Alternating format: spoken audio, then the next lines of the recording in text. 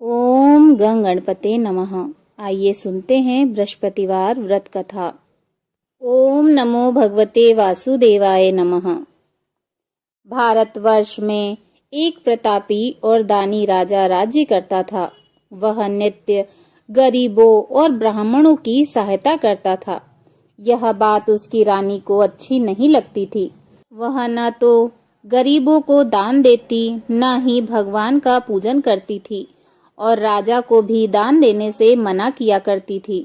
एक दिन राजा शिकार खेलने वन को गए हुए थे, तो रानी महल में अकेली थी। उसी समय बृहस्पति देव साधु वेश में राजा के महल में भिक्षा लेने के लिए गए और भिक्षा मांगी। रानी ने भिक्षा देने से इनकार किया और कहा, हे साधु महाराज, मैं तो दान पुण्य से तंग आ गई हूँ। मेरा पति सारा धन लुटाते रहता है। मेरी इच्छा है कि हमारा धन नष्ट हो जाए, फिर न रहेगा बांस और न बजेगी बांसुरी। साधु ने कहा, देवी, तुम तो बड़ी विचित्र हो। धन संतान तो सभी चाहते हैं, पुत्र और लक्ष्मी तो पापी के घर भी होना चाहिए। यदि तुम्हारे पास अधिक धन है तो भूखों को भोजन दो, प्यासों के लिए प्याऊ बनवाओ, मुसाफिरों के लिए धर्मशालाएं खुलवाओ। जो निर्धन अपनी कुंवारी कन्याओं का विवाह नहीं कर सकते, उनका विवाह करा दो। ऐसे और कई काम हैं जिनके करने से तुम्हारा यश लोक और परलोक में फैलेगा। परंतु रानी पर उपदेश का कोई प्रभाव न पड़ा। वह बोली, महाराज, आप मुझे कुछ न समझाएं। मैं ऐसा धन नहीं चाहती जो हर जगह बांटती फिरूं। साधु ने उत्तर दिया, यदि तुम्हारी ऐसी ही इच्छा है तो तथास्तु। तुम ऐसा करना कि बृहस्पतिवार को घर लीपकर पीली मिट्टी से अपना सिर धोकर स्नान करना, भट्टी चढ़ाकर कपड़े धोना।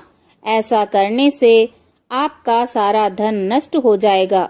इतना कहकर वह साधु महाराज वहां से अंतर्ध्यान हो गए।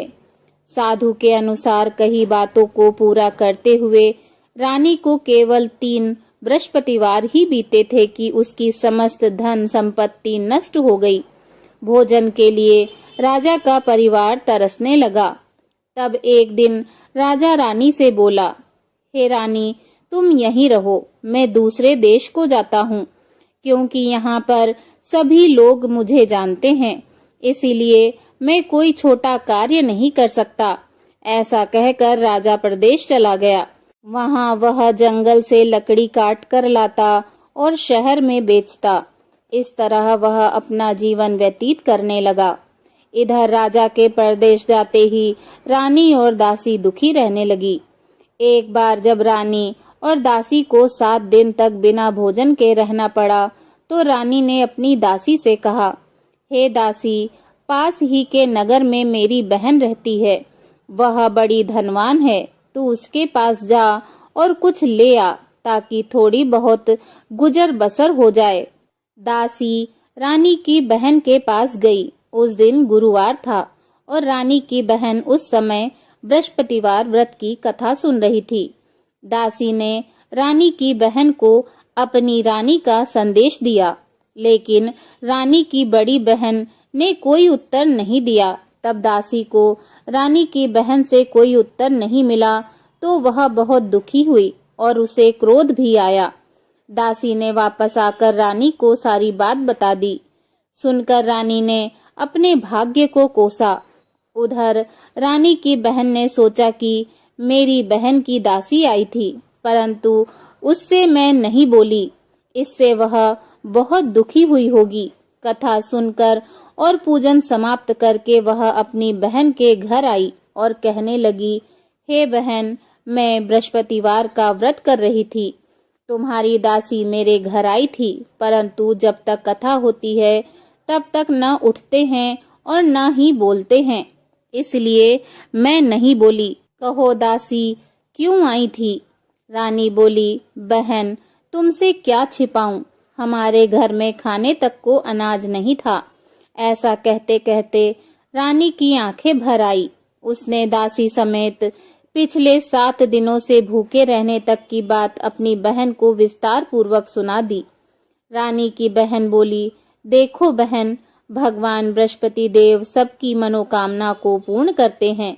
देखो, शायद तुम्हारे घर में अनाज रखा हो।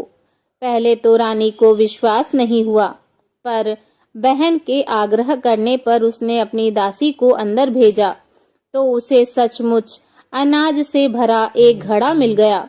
यह देखकर दासी को बड़ी हैरानी हुई। दासी रानी से कहने लगी, हे रानी, जब हमको भोजन नहीं मिलता तो हम व्रत ही तो करते हैं, इसीलिए क्यों न इनसे व्रत और कथा की विधि पूछ ली जाए ताकि हम भी व्रत कर सकें। तब रानी ने अपनी बहन से बृहस्पतिवार व्रत के बारे में पूछा। उसकी बहन ने बताया, बृहस्पतिवार के व्रत में चने की दाल और मुनक्के से विष्णु भगवान का केले के जड़ में पूजन करें तथा दीपक जलाएं, व्रत कथा सुने और पीला भोजन ही करें। इससे बृहस्पति देव प्रसन्न होते हैं। व्रत और पूजन की विधि बताकर रानी की बहन अपने घर को लौट आई। 7 दिन बाद फिर बृहस्पतिवार आया तो रानी और दासी ने व्रत रखा। गुड़साल में जाकर चना और गुड़ लेकर आईं। फिर उससे केले के जड़ तथा भगवान विष्णु जी का पूजन किया। अब पीला भोजन कहाँ से आए, इस बात को लेकर दोनों बहुत दुखी थी। चूंकि उन्होंने व्रत रखा था, इसीलिए बृहस्पति देव उनसे प्रसन्न थे।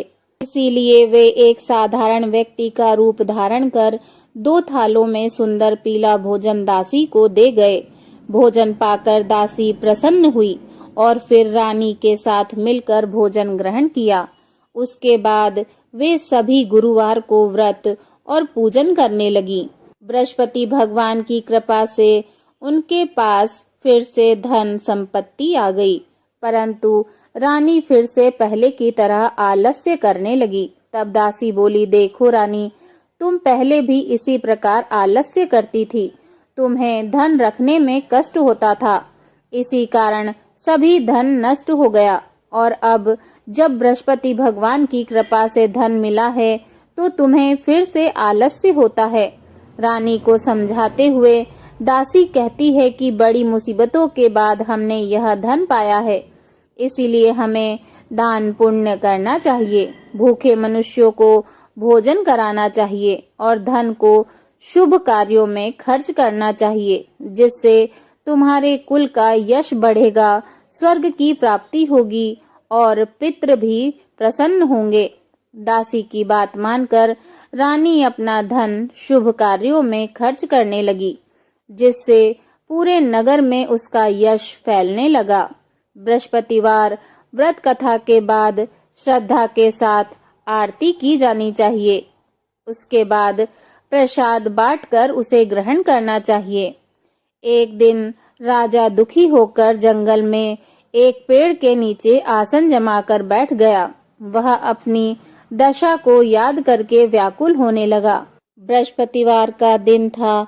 एकाएक उसने देखा कि निर्जन वन में एक साधु प्रकट हुए। वह साधु वेश में स्वयं बृहस्पति देवता थे। लकड़हारे के सामने आकर बोले, हे लकड़हारे, तू इस सुनसान जंगल में चिंता मग्न क्यों बैठा है? लकड़हारे ने दोनों हाथ जोड़कर प्रणाम किया और उत्तर दिया, महात्मा जी, आप सब कुछ जानते हैं, मैं क्या कहूँ? यह कहकर रोने लगा और साधु को अपनी आत्मकथा सुनाई। महात्मा जी ने कहा, तुम्हारी स्त्री ने बृहस्पति के दिन बृहस्पति भगवान का निरादर किया है, जिसके कारण रुष्ट होकर उन्होंने तुम्हारी यह दशा कर दी है। अब तुम चिंता को दूर करके मेरे कहने पर चलो तो तुम्हारे सब कष्ट दूर हो जाएंगे और भगवान पहले से भी अधिक संपत्ति देंगे। तुम बृहस्पति के दिन कथा किया करो। 2 पैसे के चने मुनक्के लाकर उसका प्रसाद बनाओ और शुद्ध जल के लोटे में शक्कर मिलाकर अमृत तैयार करो। कथा के पश्चात अपने सारे परिवार और सुनने वाले प्रेमियों में अमृत का प्रसाद बांटकर आप भी ग्रहण करो। ऐसा करने से भगवान तुम्हारी सब मनोकामनाएं पूरी करेंगे। साधु के ऐसे वचन सुनकर लकड़हारा बोला, हे प्रभु, मुझे लकड़ी बेचकर इतना पैसा नहीं मिलता जिससे भोजन के उपरांत कुछ बचा सकूं। मैंने रात्रि में अपनी स्त्री को व्याकुल देखा है। मेरे पास कुछ भी नहीं है जिससे मैं उसकी खबर मंगा सकूं। साधु ने कहा, हे लकड़हारे, तुम किसी बात की चिंता मत करो। बृहस्पति के दिन तुम रोजाना की तरह लकड़ियां लेकर शहर को जाओ। तुमको रोज से दुगना धन प्राप्त होगा, जिससे तुम भली भांति भोजन कर लोगे तथा बृहस्पति देव की पूजा का सामान भी आ जाएगा। इतना कहकर साधु अंतर्ध्यान हो गए। धीरे धीरे समय व्यतीत होने पर फिर वही बृहस्पतिवार का दिन आया। लकड़हारा जंगल से लकड़ी काटकर किसी शहर में बेचने गया। उसे उस दिन और दिन से अधिक पैसा मिला। राजा ने चना, गुड़ आदि लाकर गुरुवार का व्रत किया। उस दिन से उसके सभी कलेश दूर हुए। परंतु जब दोबारा गुरुवार का दिन आया तो बृहस्पतिवार का व्रत करना भूल गया। इसी कारण बृहस्पति देव नाराज हो गए। उस दिन उस नगर के राजा ने विशाल यज्ञ का आयोजन किया तथा शहर में घोषणा करा दी कि कोई भी मनुष्य अपने घर में भोजन न बनावे, न आग जलावे। समस्त जनता मेरे यहाँ भोजन करने आए। इस आज्ञा को जो न मानेगा उसे फांसी की सजा दी जाएगी। इस तरह की घोषणा संपूर्ण नगर में करवा दी गई। राजा की आज्ञा अनुसार शहर के सभी लोग भोजन करने गए, लेकिन लकड़हारा कुछ देर से पहुंचा। इसीलिए राजा उसको अपने साथ घर लिवा ले गए और ले जाकर भोजन करा रहे थे तो रानी की दृष्टि उस खूंटी पर पड़ी जिस पर उसका हार लटका हुआ था। वह हार वहां दिखाई नहीं दिया। रानी ने निश्चय किया कि मेरा हार इस मनुष्य ने चुरा लिया है। उसी समय सिपाहियों को बुलाकर उसको कारागार में डलवा दिया। जब लकड़हारा कारागार में पड़ गया और वह बहुत दुखी होकर विचार करने लगा कि न जाने कौन से पूर्व जन्म के कर्म से मुझे यह दुख प्राप्त हुआ है, और उसी साधु को याद करने लगा जो कि जंगल में मिले थे। उसी समय तत्काल बृहस्पति देव साधु के रूप में प्रकट हुए और उसकी दशा को देखकर कहने लगे, अरे मूर्ख, तूने बृहस्पति देव की कथा नहीं कही, इस कारण तुझे दुख प्राप्त हुआ है। अब चिंता मत कर, बृहस्पतिवार के दिन कारागार के दरवाजे पर 4 पैसे पड़े मिलेंगे। उनसे तू बृहस्पति देव की पूजा करना, तेरे सभी कष्ट दूर हो जाएंगे। बृहस्पति के दिन उसे 4 पैसे मिले। लकड़हारे ने कथा कही। उसी रात्रि को बृहस्पति देव ने उस नगर के राजा को स्वप्न में कहा, हे राजा, तुमने जिस आदमी को कारागार में बंद किया है वह निर्दोष है, वह राजा है, उसे छोड़ देना। रानी का हार उसी खूंटी पर लटका है। अगर तुम ऐसा नहीं करोगे तो मैं तुम्हारे राज्य को नष्ट कर दूंगा।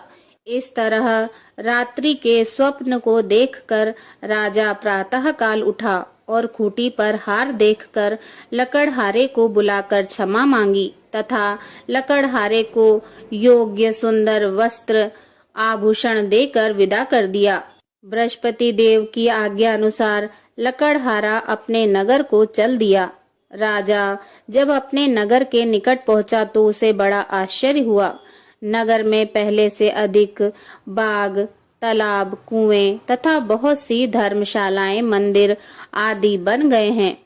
राजा ने पूछा कि यह किसका बाग और धर्मशाला है। तब नगर के सब लोग कहने लगे, यह सब रानी और बांदी के हैं। तो राजा को आश्चर्य हुआ और गुस्सा भी आया।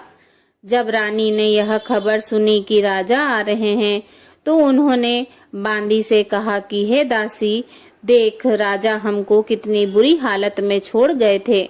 हमारी ऐसी हालत देखकर वह कहीं लौट न जाएं, इसीलिए तू जा, दरवाजे पर खड़ी हो जा। आज्ञा अनुसार दासी दरवाजे पर खड़ी हो गई। राजा आए तो उन्हें अपने साथ लिवा लाई। तब राजा ने क्रोध करके अपनी रानी से पूछा कि यह धन तुम्हें कैसे प्राप्त हुआ है। तब उन्होंने कहा, हमें यह सब धन बृहस्पति देव के इस व्रत के प्रभाव से प्राप्त हुआ है। राजा ने निश्चय किया कि 7 रोज बाद तो सभी बृहस्पति देव का पूजन करते हैं, परंतु मैं प्रतिदिन दिन में 3 बार कहानी और रोज व्रत किया करूंगा। अब हर समय राजा के दुपट्टे में चने की दाल बंधी रहती तथा दिन में 3 बार कहानी कहता। एक रोज राजा ने विचार किया कि चलो अपनी बहन के यहाँ हो आएं। इस तरह निश्चय कर राजा घोड़े पर सवार हो अपनी बहन के यहाँ को चलने लगा। मार्ग में उसने देखा कि कुछ आदमी एक मुर्दे को लिए जा रहे हैं। उन्हें रोककर राजा कहने लगा कि अरे भाइयों, मेरी बृहस्पति देव की कथा सुन लो। वे बोले, लो हमारा तो आदमी मर गया है, इसको अपनी कथा की पड़ी है। परंतु कुछ आदमी बोले, अच्छा कहो, हम तुम्हारी कथा भी सुनेंगे। राजा ने दाल निकाली और जब कथा आधी हुई तो मुर्दा हिलने लगा, और जब कथा समाप्त हो गई तो राम राम करके मनुष्य उठकर खड़ा हो गया। आगे मार्ग में उसे एक किसान खेत में हल चलाता मिला। राजा ने उसे देखा और उससे बोला, अरे भाई, तुम मेरी बृहस्पतिवार की कथा सुन लो। किसान बोला, जब तक मैं तेरी कथा सुनूंगा तब तक 4 हरिया जोत लूंगा। जा अपनी कथा किसी और को सुनाना। इस तरह राजा आगे चलने लगा। राजा के हटते ही बैल पछाड़ खाकर गिर गए तथा किसान के पेट में बड़ी जोर से दर्द होने लगा। उसी समय उसकी माँ रोटी लेकर आई। उसने जब यह देखा तो अपने पुत्र से सब हाल पूछा और पुत्र ने सभी हाल कह दिया। तो बुढ़िया दौड़ी दौड़ी उस घुड़सवार के पास गई और बोली कि मैं तेरी कथा अवश्य सुनूंगी, तू अपनी कथा मेरे खेत पर चलकर ही कहना। राजा ने बुढ़िया के खेत पर जाकर कथा कही, जिसके सुनते ही वह बैल उठ खड़े हुए तथा किसान के पेट का दर्द भी बंद हो गया। राजा अपनी बहन के घर पहुंचा। बहन ने भाई की खूब मेहमानी की। दूसरे रोज प्रातःकाल राजा जगा तो वह देखने लगा कि सभी लोग भोजन कर रहे हैं। राजा ने अपनी बहन से कहा, ऐसा कोई मनुष्य है जिसने भोजन नहीं किया हो? मेरी बृहस्पतिवार की कथा सुन ले। बहन बोली, हे भैया, यह देश ऐसा ही है। यहाँ लोग पहले भोजन करते हैं, बाद में अन्य काम करते हैं। अगर कोई पड़ोस में हो तो देख आऊं। वह ऐसा कहकर देखने चली गई, परंतु उसे कोई ऐसा व्यक्ति नहीं मिला जिसने भोजन न किया हो। अतः वह एक कुम्हार के घर गई जिसका लड़का बीमार था। उसे मालूम हुआ कि उसके यहाँ 3 रोज से किसी ने भोजन नहीं किया है। रानी ने अपने भाई की कथा सुनने के लिए कुम्हार से कहा। वह तैयार हो गया। राजा ने जाकर बृहस्पतिवार की कथा कही, जिसको सुनकर उसका लड़का ठीक हो गया। अब तो राजा की प्रशंसा होने लगी। एक रोज राजा ने अपनी बहन से कहा कि हे बहन, हम अपने घर को जाएंगे, तुम भी तैयार हो जाओ। राजा की बहन ने अपनी सास से कहा। सास ने कहा, हाँ चली जा, परंतु अपने लड़कों को मत ले जाना, क्योंकि तेरे भाई की कोई औलाद नहीं है। बहन ने अपने भाई से कहा, हे भैया, मैं तो चलूंगी पर कोई बालक नहीं जाएगा। राजा बोला, जब कोई बालक नहीं चलेगा तब तुम ही क्या करोगी? बड़े दुखी मन से राजा अपने नगर को लौट आया। राजा ने अपनी रानी से कहा, हम निर्वंशी राजा हैं, हमारा मुंह देखने का धर्म नहीं है और कुछ भोजन आदि नहीं किया। रानी बोली, हे प्रभु, बृहस्पति देव ने हमको सब कुछ दिया है, वह हमें औलाद अवश्य देंगे। उसी रात को बृहस्पति देव ने राजा से स्वप्न में कहा, हे राजा, उठ और सभी सोच को त्याग दे, तेरी रानी गर्भ से है। राजा को यह बात सुनकर बड़ी खुशी हुई। 9वें महीने में उसके गर्भ से एक सुंदर पुत्र पैदा हुआ। तब राजा बोला, हे रानी, स्त्री बिना भोजन के रह सकती है, पर बिना कहे नहीं रह सकती। जब मेरी बहन आए तो तुम उसे कुछ मत कहना। रानी ने सुनकर हाँ कह दिया। जब राजा की बहन ने यह शुभ समाचार सुना तो वह बहुत खुश हुई तथा बधाई लेकर अपने भाई के यहाँ आई।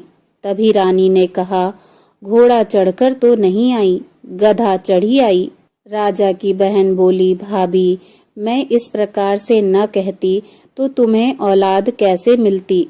बृहस्पति देव ऐसे ही हैं, जैसे जिसके मन की कामना होती है सभी को पूर्ण करते हैं। जो सद्भावना पूर्वक बृहस्पतिवार का व्रत करता है एवं कथा पढ़ता है अथवा सुनता है और दूसरों को सुनाता है, बृहस्पति देव उसकी सभी मनोकामनाएं पूर्ण करते हैं। भगवान बृहस्पति देव उसकी सदैव रक्षा करते हैं। संसार में जो मनुष्य सद्भावना से भगवान जी का पूजन व्रत सच्चे हृदय से करते हैं तो उनकी सभी मनोकामनाएं पूर्ण करते हैं।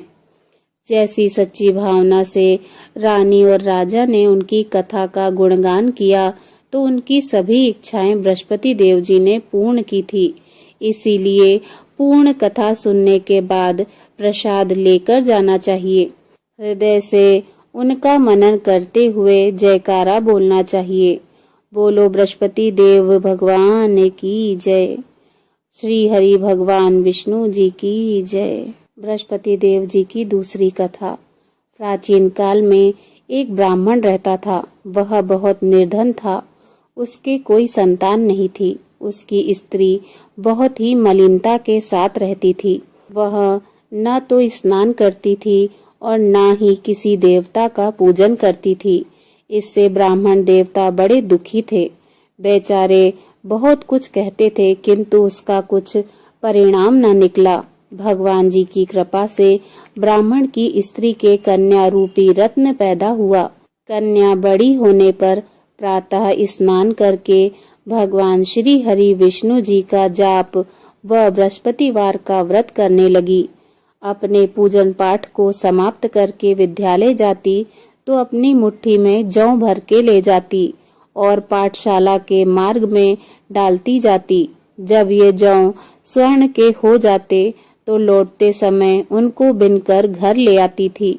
एक दिन वह बालिका सूप में उन सोने के जौओं को फटक कर साफ कर रही थी कि उसके पिता ने देख लिया और कहा, हे पुत्री, सोने के जौ के लिए सोने का सूप होना चाहिए।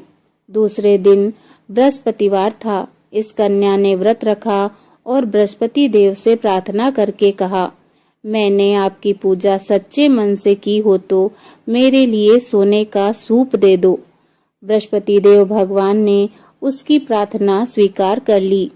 रोजाना की तरह वह कन्या जौ फैलाती हुई जाने लगी। जब लौटकर जौ बिन रही थी तो बृहस्पति देव जी की कृपा से सोने का सूप मिला।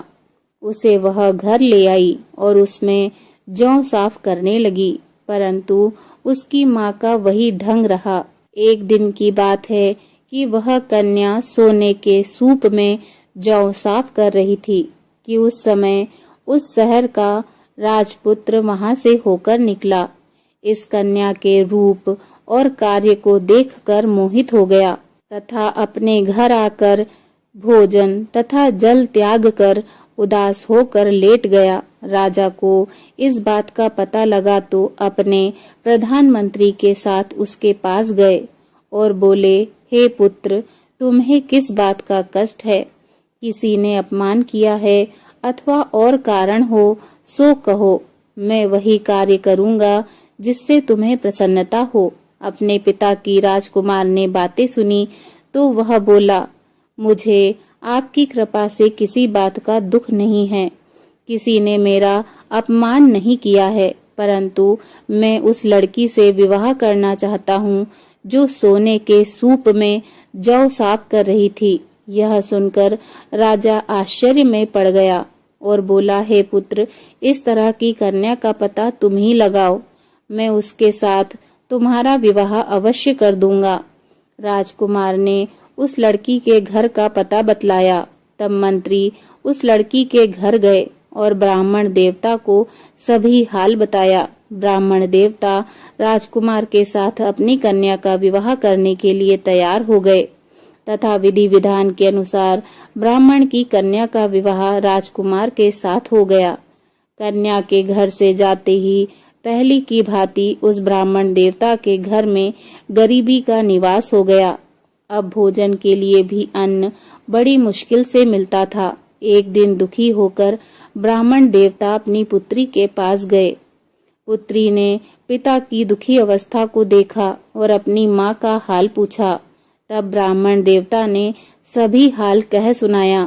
कन्या ने बहुत सा धन देकर अपने पिता को विदा कर दिया। इस तरह ब्राह्मण का कुछ समय सुखपूर्वक व्यतीत हुआ। कुछ दिन बाद फिर वही हाल हो गया। ब्राह्मण फिर अपनी कन्या के यहाँ गया और सारा हाल कहा तो लड़की बोली, हे पिताजी, आप माताजी को यहाँ ले आओ। मैं उन्हें विधि बता दूंगी जिससे गरीबी दूर हो जाएगी। वह ब्राह्मण देवता अपनी स्त्री को साथ लेकर पहुँचे तो अपनी माँ को वह समझाने लगी, हे माँ, तुम प्रातःकाल प्रथम स्नान आदि करके भगवान श्री हरि विष्णु जी का पूजन करो तो सब दरिद्रता दूर हो जाएगी। परंतु उसकी माँ ने एक भी बात नहीं मानी और प्रातःकाल उठकर अपनी पुत्री के बच्चों की जूठन को खा लिया। इससे उसकी पुत्री को बहुत ही गुस्सा आया और रात को एक कोठरी से सभी सामान निकाल दिया और अपनी माँ को उसमें बंद कर दिया। प्रातःकाल उसे निकाला तथा स्नान आदि करा के पाठ करवाया तो उसकी माँ की बुद्धि ठीक हो गई और प्रत्येक बृहस्पतिवार को वह व्रत रखने लगी। इस व्रत के प्रभाव से उसके माँ बाप बहुत ही धनवान और पुत्रवान हो गए और बृहस्पति देव जी के प्रभाव से इस लोक के सुखों को भोग कर अंत में स्वर्ग को प्राप्त हुए। बोलिए भगवान श्री हरि विष्णु जी की जय। बृहस्पति देव महाराज की जय। ओम नमो भगवते वासुदेवाय नमः। ओम जय बृहस्पति देवा। ओम जय बृहस्पति देवा। छिन छिन भोग लगाऊं, छिन छिन भोग लगाऊं, कदली फल मेवा। ओम जय बृहस्पति देवा। तुम पूर्ण परमात्मा, तुम अंतर्यामी, स्वामी तुम अंतर्यामी। जगत पिता जगदीश्वर, तुम सबके स्वामी। ओम जय बृहस्पति देवा। चरणामृत निज निर्मल, सब पातक हरता, स्वामी सब पातक हरता। सकल मनोरथ दायक, सकल मनोरथ दायक, कृपा करो भरता। ओम जय बृहस्पति देवा। तन मन धन अर्पण कर, जो जन शरण पड़े, स्वामी जो जन शरण पड़े। प्रभु प्रकट तब हो कर, प्रभु प्रकट तब हो कर, आकर द्वार खड़े। ओम जय बृहस्पति देवा। दीन दयाल दयानिधि, भक्तन हितकारी, स्वामी भक्तन हितकारी। पाप दोष सब हरता, पाप दोष सब हरता, भव बंधन हारी। ओम जय बृहस्पति देवा। सकल मनोरथ दायक, सब संशय हारो, स्वामी सब संशय हारो। विषय विकार मिटाओ, विषय विकार मिटाओ, संतन सुखकारी। ओम जय बृहस्पति देवा। जो कोई आरती तेरी प्रेम सहित गाए, स्वामी प्रेम सहित गाए। जेठानंद आनंद कर, जेठानंद आनंद कर, सो निश्चय पावे। ओम जय बृहस्पति देवा। ओम जय बृहस्पति देवा।